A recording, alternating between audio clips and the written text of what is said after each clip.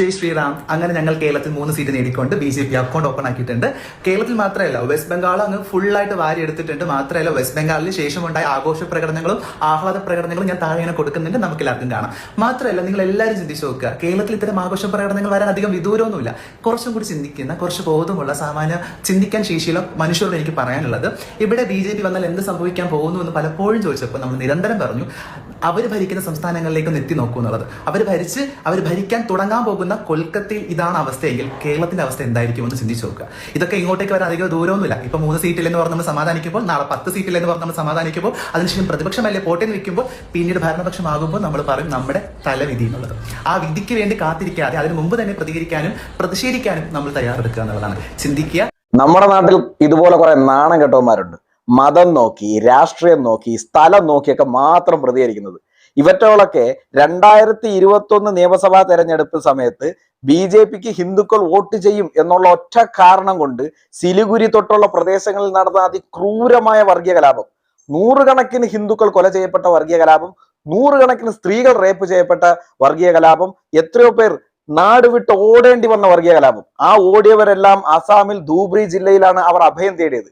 ഈ ന്യൂസുകളെല്ലാം നിലനിൽക്കുമ്പോൾ ഇതിന്റെ ഒക്കെ പേരിൽ കൊലപാതക കേസ് ഉൾപ്പെടെയുള്ള കേസുകളിൽ ഇന്നും CBI അന്വേഷണം നടന്നുകൊണ്ടിരിക്കുമ്പോൾ അന്നൊന്നും തുറക്കാത്ത കണ്ണുകൾ ഇവനെപ്പോലുള്ളവർ മാത്രമല്ല, ഈ നാട്ടിലുള്ള ഒരുപാട് മാധ്യമപ്രവർത്തകർ മുസ്ലിം ലീഗിലെ പാണക്കാട് തങ്ങളെ അണ്ണാക്ക് വരെ തുറന്നു. ഇപ്പൊ എല്ലാവർക്കും ഭയങ്കര സങ്കടം, ആൾക്കാർ ആക്രമിക്കപ്പെടുന്നതിൽ. ഞങ്ങൾക്ക് എല്ലാവർക്കും അറിയാം, ഈ ലോകത്ത് ഹിന്ദുക്കളെ ആക്രമിച്ച് കൊല ചെയ്യപ്പെട്ടാൽ, അവർ വർഗീയ കലാപത്തിന് ഇരയായി കൂട്ടക്കൊല ചെയ്യപ്പെട്ടാൽ, കാശ്മീരിലായാലും ശരി, ബംഗ്ലാദേശിലായാലും ശരി, ഇങ്ങ് കേരളത്തിലായാലും ശരി, അവർക്ക് മനുഷ്യത്വം അർഹിക്കുന്നില്ല. അങ്ങനെ ഒരു അലിഖിത നിയമം കേരളത്തിലെ ഓരോ ഡബിൾ ഡാഡി സിൻഡ്രോം ഉള്ള മക്കൾക്കും ഉണ്ട്.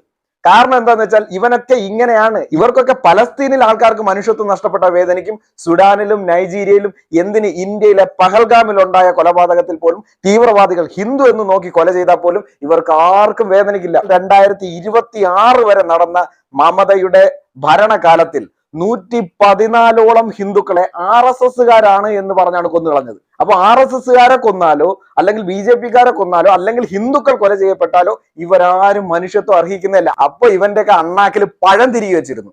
ഇപ്പോൾ കേരളത്തിൽ തന്നെ ആട്ടിന്റെ തലയറുത്തും പാർട്ടി ഓഫീസുകൾ കയ്യേറിയും, എന്തിനധികം വഴിയിൽ കൂടെ പോകുന്ന പെണ്ണുങ്ങളെ പോലും അപമാനിച്ചുകൊണ്ട് ഓരോരുത്തന്മാർ നടത്തുന്ന ഒരു ബഹളവും എവനെ പോലുള്ളവന്മാർ കണ്ടിട്ടില്ല. കേരളത്തിൽ ബസ് സ്റ്റാൻഡ് ഉൾപ്പെടെ കത്തിക്കുക, കിണറ്റിൽ കക്കൂസ് മാലിന്യം കൊണ്ട് തള്ളുക, ഇങ്ങനെയൊക്കെ പാർട്ടിയുടെ പേര് പറഞ്ഞ് കേരളത്തിൽ ഉടനീളം അക്രമങ്ങൾ നടന്നതും ഇവൻ കണ്ടിട്ടില്ല. ഇവൻ ആകപ്പാട് അറിയാവുന്ന ഇന്ത്യയിലെ ഒരേ ഒരു സംസ്ഥാനം ബംഗ്ലാദേശാണ്. ബാക്കി കേരളത്തിൽ പിന്നെ അക്രമമേ നടക്കാറില്ല. ഞങ്ങളെല്ലാരും പച്ചവെള്ളം ചവച്ച കുടിക്കുന്നത്, പാലും വെള്ളം മാത്രമേ കുടിക്കാറുള്ളൂ. BJPയുടെ ബംഗാൾ മുഖ്യമന്ത്രിയാകാൻ പോകുന്ന സുവേന്ദു അധികാരിയെ കൊല ചെയ്യാൻ ശ്രമിക്കുന്നതിനിടയിൽ അദ്ദേഹത്തിന്റെ PAക്ക് വെടിയേറ്റ് മരിച്ചു. അതിന്റെ പേരിൽ അവിടെ അക്രമം ഉണ്ടായി. വർഷങ്ങളായിട്ട് മമതാ ബാനർജി അവിടെ ഹിന്ദുക്കളുടെ 2 ക്ഷേത്രങ്ങൾ അത് തുറന്നാൽ അത് മുസ്ലിം ഭൂരിപക്ഷ പ്രദേശത്തായി പോയി. അത് തുറന്നു കഴിഞ്ഞാൽ അവിടെ വർഗീയ കലാപം നടക്കും. ഒടുവിൽ BJP അധികാരത്തിൽ വരുന്നതിന് മുമ്പ്, BJP ജയിച്ചെന്ന് കണ്ടപ്പം തന്നെ അവിടെയുള്ള ഹിന്ദുക്കൾ ഇനി ചോരപ്പുഴയെങ്കിൽ ചോരപ്പുഴ, ഒഴുകണമെങ്കിൽ ഒഴുകട്ടെന്ന് പറഞ്ഞ് സ്വന്തം ആരാധനാലയം പോയി തുറന്നു. നിങ്ങളൊന്ന് ആലോചിക്കണം, വേറെ ആരാധനാലയം പോയി തല്ലി പൊളിക്കൊന്നുമല്ല, സ്വന്തം ആരാധനാലയം പോയി തുറന്നു. ഒരു ചോരപ്പുഴ ഒഴുകിയില്ല, ആർക്കൊന്നും മിണ്ടാനില്ല. 35 വർഷം കമ്മ്യൂണിസ്റ്റ് ഭരണത്തിന്റെ കീഴിലും 15 വർഷം മമതയുടെ ഭരണത്തിന്റെ കീഴിലും അടിമകളെ പോലെ കിടന്ന ഒരു ജനം, സ്വാതന്ത്ര്യം എന്തെന്ന് അറിയാതെ കിടന്ന ഒരു ജനം, കലികഥ എന്ന കൊൽക്കത്ത കാളിമാതയുടെ മണ്ണ്, ഹിന്ദുക്കളുടെ ആഘോഷങ്ങൾക്ക് പോലും വിലക്കേർപ്പെടുത്തിയ നാളുകൾ, മതം പറഞ്ഞ് ജനങ്ങളെ ഭിന്നിപ്പിച്ച മമത എന്ന് പറയുന്ന മതഭീകരവാദിയെ, മതത്തിന്റെ പേരിൽ ഭിന്നിപ്പിച്ച് ഭരണം നടത്തിയിരുന്ന മമത എന്ന് പറയുന്ന ഇന്ത്യ വിരോധിയെ, ഹിന്ദു വിരോധിയെ അവിടെയുള്ള ജനങ്ങൾ പാഠം പഠിപ്പിച്ച് ഇറക്കി വിട്ടു. സ്ത്രീകളെ പിടിച്ചു കൊണ്ടുപോയി റേപ്പ് ചെയ്യുക. ഫിറോഷ് ഖാലി എന്താന്ന് ഇവർക്ക് അറിയോ? ഈ മരം മൊണ്ണയ്ക്ക്, അതായത് അവിടുത്തെ MLA ഫിറോഷ് എന്നോ മറ്റാണ് അയാളുടെ പേര്. അയാൾ ഓരോ ഭവനങ്ങളിലും അയാളുടെ ഗുണ്ടകൾ കടന്നു ചെന്ന് സ്ത്രീകളെ പിടിച്ചുകൊണ്ടുപോയി അങ്ങേർക്ക് കൊടുക്കും. അങ്ങേര് രാത്രി മുഴുവൻ ബലാത്സംഗം ചെയ്തിട്ട് തിരിച്ച് വീട്ടിലോട്ട് പറഞ്ഞു വിടും. എത്ര സ്ത്രീകൾ, ഹിന്ദു സ്ത്രീകൾ അയാളുടെ ബലാത്സംഗത്തിന് ഇരയായപ്പോഴും ഇവന്റെ അണ്ണാക്കി പഴം, ഇവൻ കോലി കളിക്കാൻ പോയിരുന്നു. മക്കളെ, ഈ മുന്നിൽ വന്നിരുന്നിട്ട് ഈ ഉണ്ടാക്കിയിട്ട് മതം നോക്കി, ജാതി നോക്കി, പാർട്ടി നോക്കിയൊക്കെ മാത്രം നിനക്കൊക്കെ ഉണ്ടാവുന്ന ഈ ഒരു രോക്ഷമുണ്ടല്ലോ, മനുഷ്യത്വം എന്ന തൊലി, അത് 4ആയിട്ട് മടക്കി അങ്ങ് അണ്ണാക്കി വെച്ചാൽ മതി. കോലി കളിക്കുന്ന പോലെ അത്ര സുഖമുള്ള പരിപാടിയൊന്നുമല്ല നേരെ വന്നിരുന്ന സത്യം പറയാൻ. നിനക്ക് അറിയോ? നീ ഒന്ന് ആലോചിച്ച് നോക്കിയാൽ നിന്റെ നാട്ടിലെ MLA അവിടെയുള്ള സ്ത്രീകളെ മുഴുവൻ പിടിച്ചോണ്ട് പോയി ബലാത്സംഗം ചെയ്തിട്ട് നാട്ടിലെ മുഖ്യമന്ത്രി മിണ്ടാതിരിക്കുന്ന ഒരു അവസ്ഥ. അമ്മാരത്തെ ചെറ്റ ഭരിച്ചിരുന്ന ഒരു നാടാണ് പശ്ചിമ ബംഗാൾ. എന്നിട്ട് മിണ്ടാതെ എല്ലാം സഹിച്ച് വായും പൊത്തി മമതയുടെ ഗുണ്ടകളെ പേടിച്ചിരുന്നവർ സ്വാതന്ത്ര്യം കിട്ടിയപ്പോ തിരിച്ചടിച്ചു. ആരായാലും അടിച്ചുല്ലേ? സ്വന്തം പെങ്ങളെ ബലാത്സംഗം ചെയ്തവന്റെ പാർട്ടി ഓഫീസ് കണ്ടാൽ ഏതെങ്കിലും ഒരു ആങ്ങളയ്ക്ക് സഹിക്കോ? അവൻ അടിച്ചു പോകും. അതൊക്കെയാണ് ബംഗാളിൽ സംഭവിക്കുന്നത്.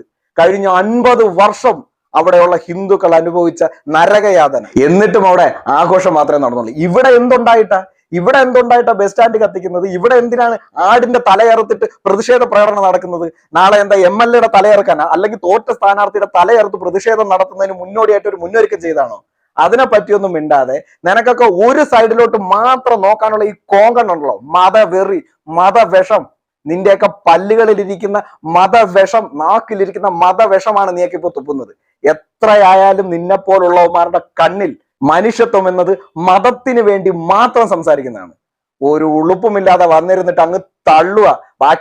ഒന്നും അറിഞ്ഞൂടെ. അമ്മച്ചി എന്തോ വലിയ കൊണാണ്ടർ.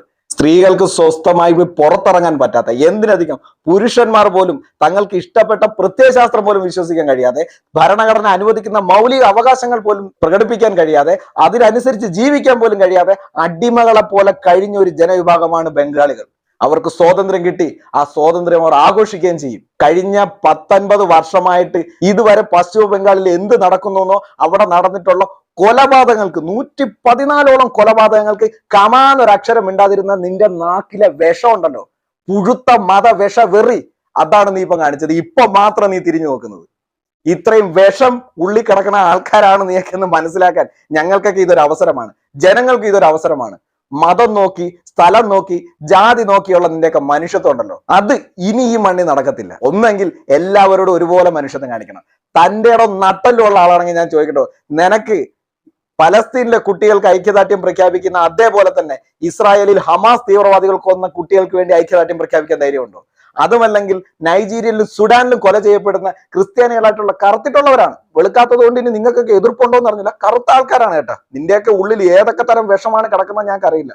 നല്ല മതവിഷമുള്ള നിങ്ങൾക്ക് ഉള്ളിൽ തന്നെ നല്ല നിറത്തിന്റെ പേരിലുള്ള വിഷവും കാണും. കറുത്തവൻ മരിച്ചു വീണാണ്ട് ചിലപ്പോൾ നിനക്കൊന്നും മനുഷ്യത്വം ഉണരൂല. എന്താണ് ചുമ്മാ ചോദിക്കുക? നൈജീരിയയിലും സുഡാനിലും ബൊക്കോ ഹറാം തീവ്രവാദികൾ കൊല്ലുന്നവർക്ക് ഐക്യദാർഢ്യം പ്രഖ്യാപിച്ചുകൊണ്ട് ബൊക്കോ ഹറാം തീവ്രവാദികൾക്കെതിരെ ഒരു സ്റ്റേറ്റ്മെന്റ് നടത്താൻ കെൽപ്പുണ്ടോ നിനക്ക്?